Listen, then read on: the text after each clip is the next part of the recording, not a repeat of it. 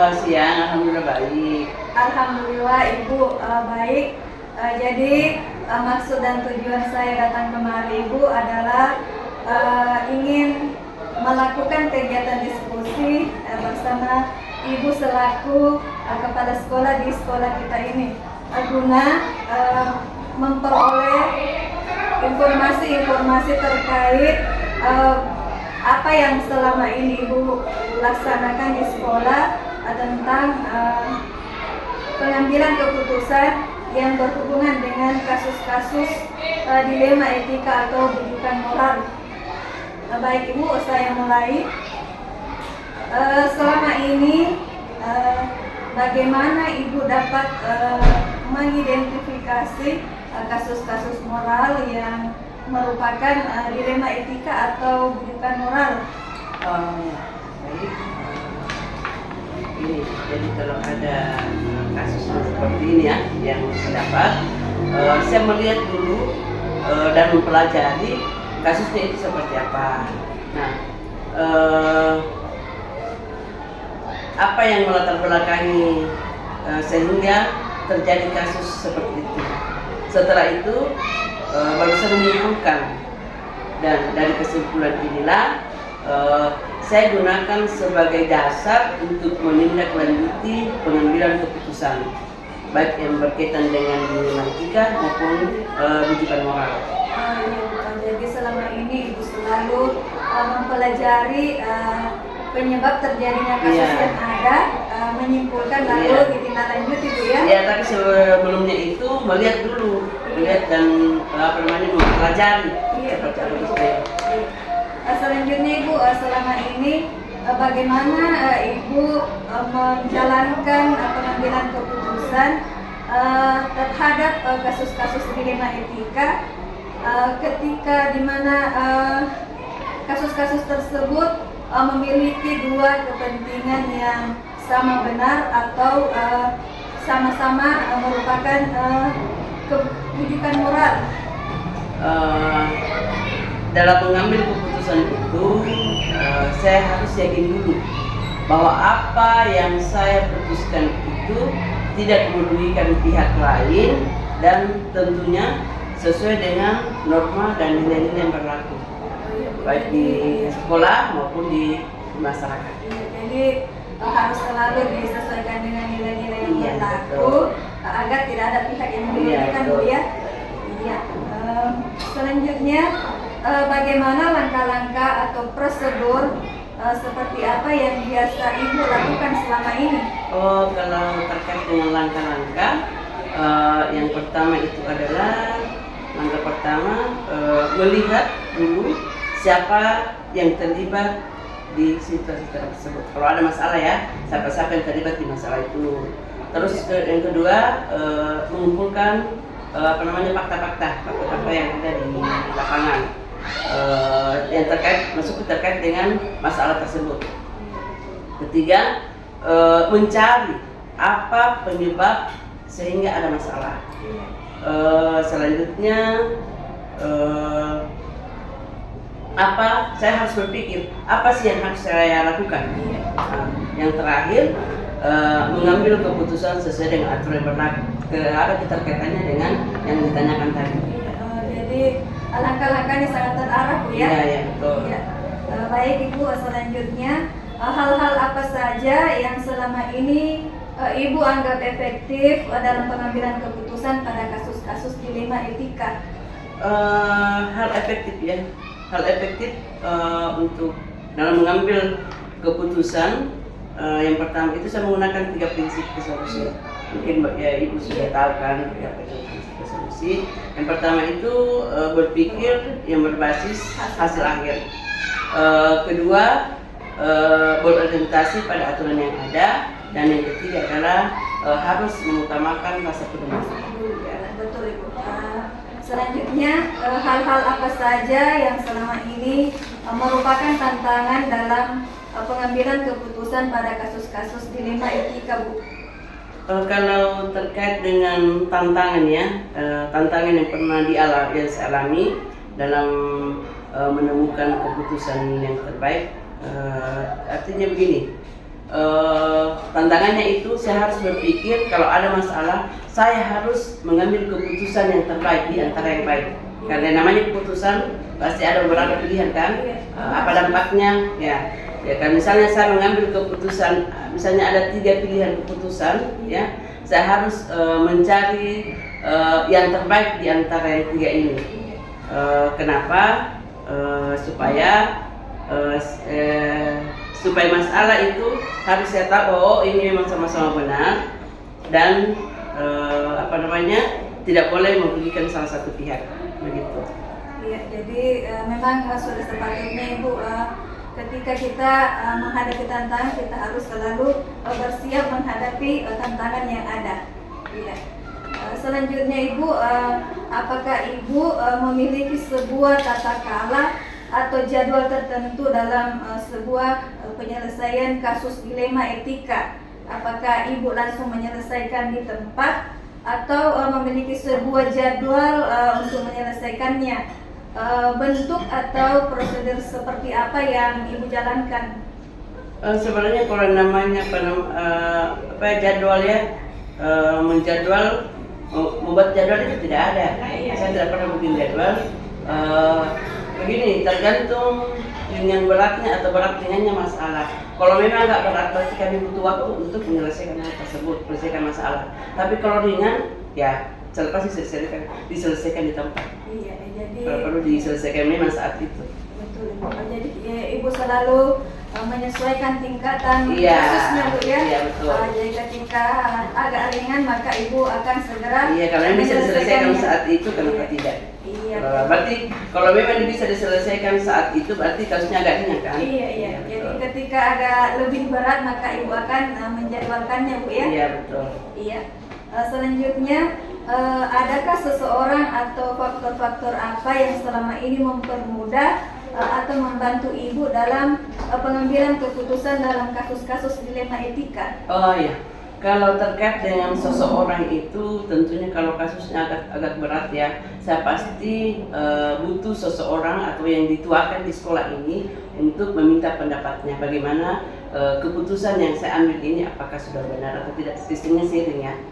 Jadi yang saya anggap di sini sudah senior juga dan memang dituakan di sekolah ini. Saya pasti minta pendapatnya dan mengambil keputusan. Jadi intinya kolaborasi yang baik Bu ya antar stakeholder sekolah atau pemangku kepentingan sekolah. Ya, kemudian Ibu dari semua yang telah Ibu sampaikan, pembelajaran apa yang dapat Ibu petik dari pengalaman Ibu mengambil keputusan dilema etika? Perlu memikirkan secara matang untuk mengambil keputusan karena tidak semua yang kita anggap benar itu harus dilihat dulu dari berbagai sudut pandang. Jadi ketika kita mengambil suatu keputusan ya kita harus berpikir apakah ini memang sudah tepat dan benar keputusan yang kita sudah ambil. Iya, jadi menarik sekali percakapan kita hari ini Bu. Semoga informasi-informasi yang Ibu berikan bisa saya ambil sebagai pelajaran Bu ya, dan bisa kita ambil nilai-nilai positifnya. Dan terima kasih banyak atas Ibu mau meluangkan waktu untuk saya wawancarai hari ini. Mungkin ya di lain waktu dan kesempatan kita bisa berdiskusi atau berbagi pengalaman kembali Bu ya. Iya, saya akhiri dengan ucapan Assalamualaikum warahmatullahi wabarakatuh. Waalaikumsalam warahmatullahi wabarakatuh. Ya,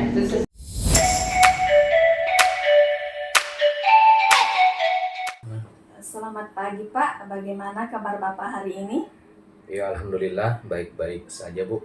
Ya, baik Pak, jadi maksud dan tujuan saya kemari ingin melaksanakan kegiatan wawancara bersama Bapak selaku kepala sekolah di sekolah kita ini guna memperoleh informasi-informasi terkait mekanisme atau langkah-langkah apa saja yang telah Bapak laksanakan selama ini di sekolah menghadapi kasus-kasus dilema etika atau bujukan moral.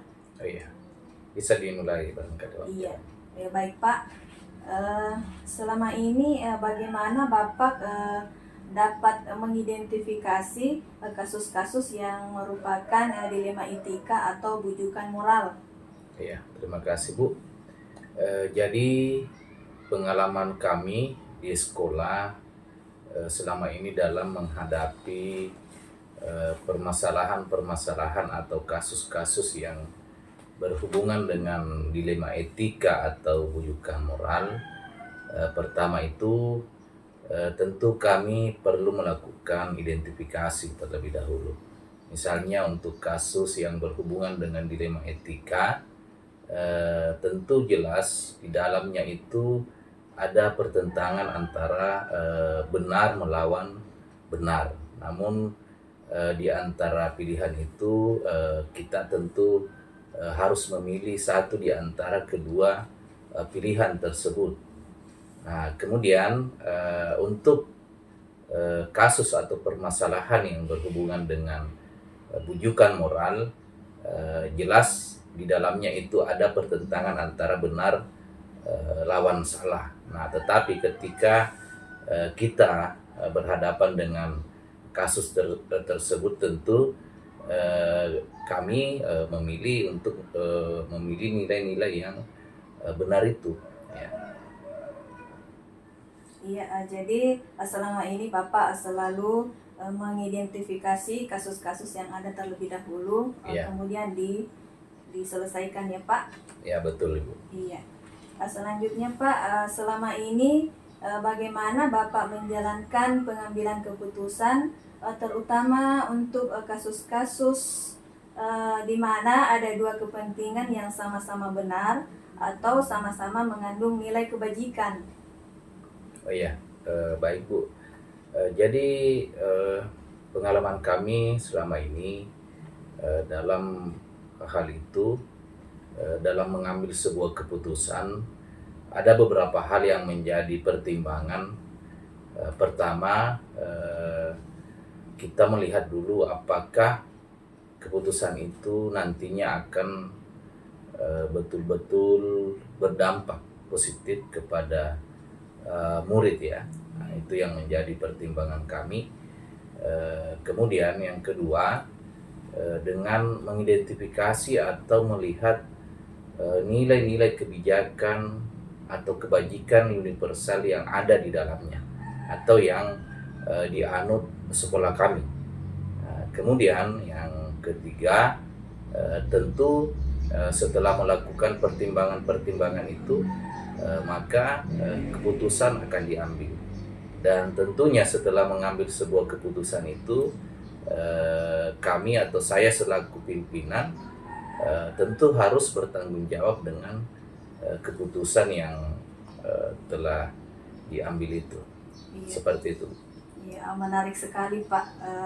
Selanjutnya langkah-langkah atau prosedur seperti apa yang biasa Bapak lakukan selama ini? Ya, kalau berbicara mengenai langkah-langkah atau prosedur,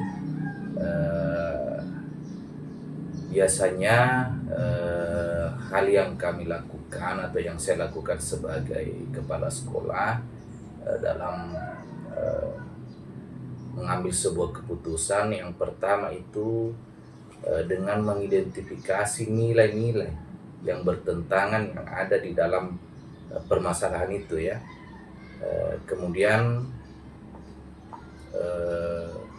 memperhatikan atau melihat dengan baik pihak-pihak yang terlibat di dalam permasalahan itu ya.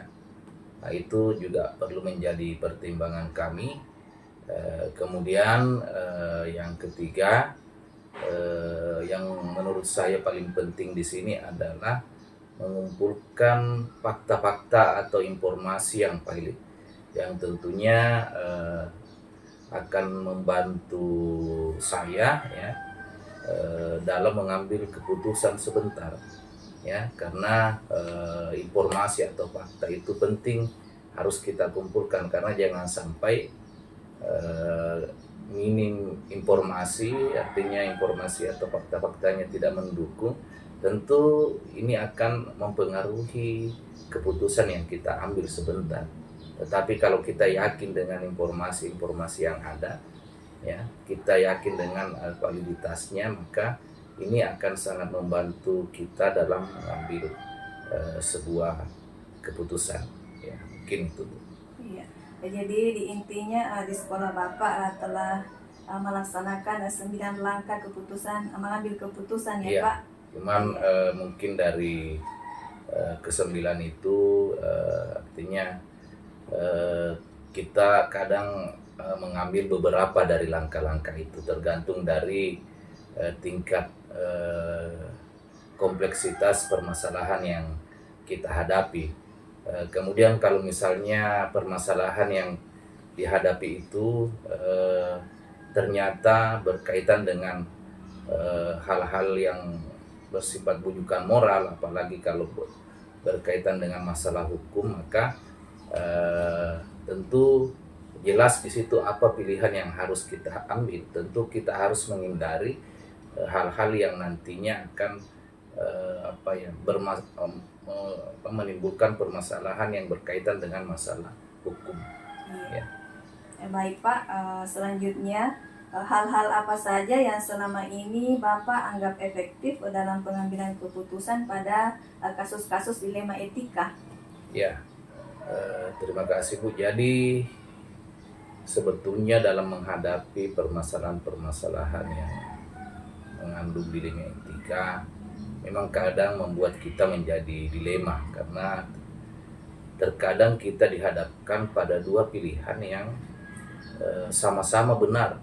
Nah, inilah yang biasanya membuat kita dilema, tetapi tentu di sekolah-sekolah, khususnya di sekolah kami punya tata nilai yang kami anut di sekolah, dan itu yang menjadi salah satu pertimbangan kami ya dalam memilih nilai-nilai kebajikan universal atau yang saling bertentangan di dalamnya, dengan memperhatikan nilai-nilai yang kami anut di sekolah kami. Kemudian yang paling efektif juga menurut kami itu dalam menghadapi masalah-masalah dilema etika, sebelum mengambil sebuah keputusan, biasanya saya melakukan refleksi dulu ya, perenungan secara mendalam ya, memikirkan hal-hal apa saja yang akan ditimbulkan dari keputusan yang akan saya ambil nantinya, karena tentunya tidak semua keputusan itu akan diterima oleh semua pihak. Pasti ada 1-2 pihak yang mungkin akan merasa kurang puas dengan keputusan yang akan kita ambil ya.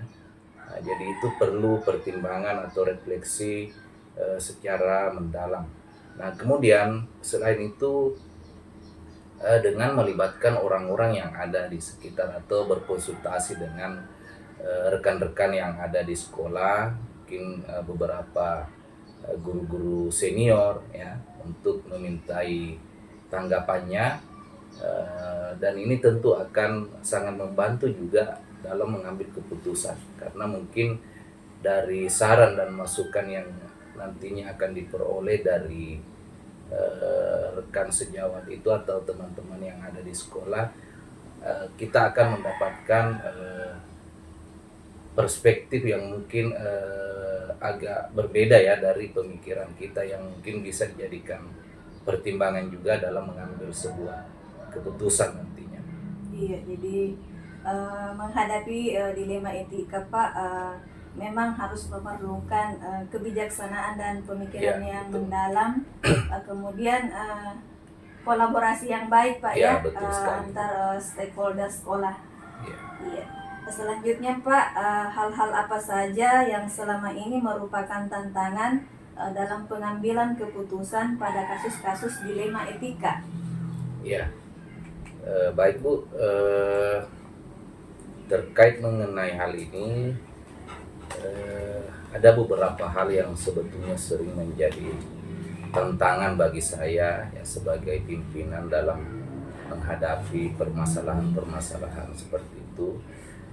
Salah satunya tadi saya sudah sampaikan bahwa terkadang tidak semua pihak ya itu akan merasa puas dengan keputusan yang kita ambil.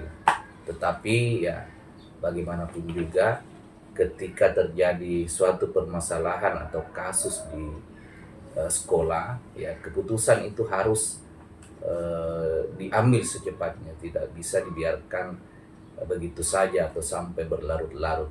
Meskipun pada akhirnya ada pihak-pihak yang mungkin merasa kurang puas dengan keputusan kita, ya. Kemudian juga terkadang ada tekanan ya dari berbagai pihak, baik dari warga sekolah itu sendiri ya, karena mungkin ada kepentingan-kepentingan di situ, dan terkadang juga tekanan-tekanan itu bisa berasal dari luar sekolah ya. Itu menjadi beberapa tantangan bagi kami dalam menghadapi kasus-kasus dilema etika. Selain itu terkadang juga di dalam kasus dilema etika itu yang sudah kita bahas sebelumnya, adanya nilai-nilai yang sama-sama benar ya, tetapi bertentangan, di mana kita harus memilih satu di antara nilai-nilai yang bertentangan itu, meskipun sama-sama ada sisi positifnya. Tetapi itu tadi yang saya sampaikan, bahwa kami selalu mempertimbangkan dampak positifnya kepada murid atau terkait dengan sekolah pada umumnya, kemudian tentunya pertanggungjawaban ya, atas segala konsekuensi yang kita ambil dari sebuah keputusan itu. Iya, jadi tentunya Pak, dalam menjalankan sebuah proses kepemimpinan, kita harus bersiap dengan segala tantangan yang pasti akan ada Pak ya. Ya, betul sekali. Iya. Selanjutnya Pak, apakah Bapak memiliki sebuah tata kala atau jadwal dalam sebuah penyelesaian kasus dilema etika? Apakah Bapak langsung menyelesaikan di tempat atau memiliki sebuah jadwal untuk menyelesaikannya? Bentuk atau prosedur seperti apa yang Bapak jalankan? Iya, kalau mengenai apakah ada waktu-waktu tertentu atau apakah waktunya saya jadwalkan untuk mengatasi sebuah permasalahan yang terjadi, khususnya yang berkaitan dengan dilema etika, saya kira tidak ada jadwal yang yang saya tetapkan untuk menyelesaikan masalah yang seperti itu. Artinya begitu sebuah masalah terjadi, sebuah kasus terjadi di lingkungan sekolah misalnya, maka biasanya saya tidak menunda-nunda untuk menyelesaikan permasalahan tersebut. Akan tetapi tentu sebelum melakukan atau mengambil sebuah keputusan untuk menyelesaikan permasalahannya, tentu ada pertimbangan-pertimbangan dulu yang harus saya pertimbangkan, seperti yang saya sampaikan tadi di beberapa di pertanyaan sebelumnya. Ada langkah-langkah yang tentunya saya harus tempuh terlebih dahulu ya, sebelum saya mengambil sebuah keputusan. Jadi tidak ada waktu yang terjadwal ya yang saya lakukan, tapi begitu permasalahan terjadi maka saya harus sigap ya untuk mengambil tindakan guna memecahkan permasalahan tersebut. Karena prinsip saya, kalau misalnya terjadi sebuah masalah atau kasus, lantas kita membiarkan atau tidak melakukan tindakan secara cepat, takutnya permasalahan itu akan menjadi semakin besar atau melebar, sehingga akan membuat kita semakin sulit pada akhirnya untuk menyelesaikannya. Mungkin itu. Jadi Bapak tidak pernah menjadwalkannya, Iya, namun betul. secepat mungkin akan menyelesaikan Iya, permasalahan betul yang ada. Ya baik Pak, adakah seseorang atau faktor-faktor apa yang selama ini mempermudah atau membantu Bapak dalam pengambilan keputusan dalam kasus-kasus dilema etika? Ya, seperti yang saya sampaikan tadi Bu, dalam menyelesaikan permasalahan-permasalahan yang berkaitan dengan dilema etika di sekolah, saya itu biasanya tidak melakukannya secara sendiri atau mandiri ya, tetapi saya melibatkan unsur-unsur yang ada di sekolah, misalnya guru-guru senior ya yang mungkin bisa membantu saya ya untuk mencari semacam solusi dari permasalahan yang ada, atau memberikan pertimbangan kepada saya, atau sebuah perspektif yang mungkin agak berbeda tetapi akan sangat membantu saya nantinya dalam menyimpulkan sebuah pengambilan keputusan. Selain itu, selain warga sekolah ya, terkadang saya juga meminta bantuan kepada komite sekolah, pengawas, bahkan melalui pihak dinas pendidikan. Jadi tergantung dari tingkat kesulitan atau kompleksitas permasalahan yang dihadapi. Jadi kalau permasalahannya mungkin bisa kami selesaikan di lingkup sekolah, ya mungkin orang-orang yang saya libatkan di situ adalah orang-orang yang ada di lingkungan sekolah itu saja. Iya. Jadi intinya masih tentang kolaborasi yang baik ya Pak, Iya, betul sekali. antar warga sekolah. Iya.